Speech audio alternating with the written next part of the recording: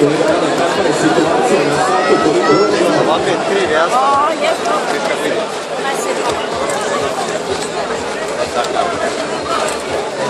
Snimanje vode. Mogli dobro ovaj leži. Vidite da je nigdje pazi. Velike gužve na startu. Još otprilike 1 minut do početka. Ja ću te zamoliti da nas obavijestiš i da zajedno sa nama brojiš posljednjih 10 sekundi.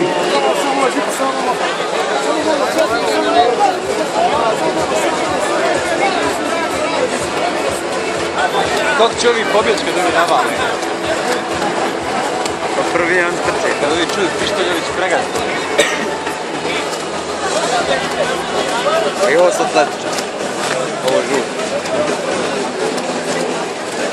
Znači trčati spiniti.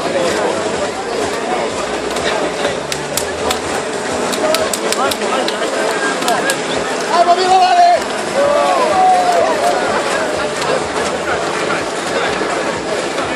Ovo je mi najveća slika.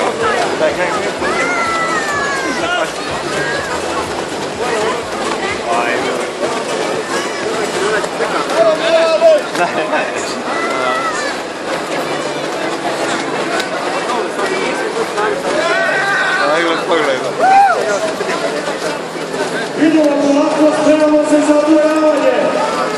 10, 9, 8, 7, 6, 5, 4, 3, 2, 1. krećemo ruka! Počinje prvi Banjalučki polumaraton.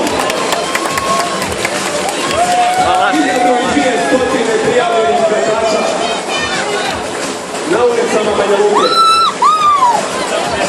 Vidiš naše. Evo ih.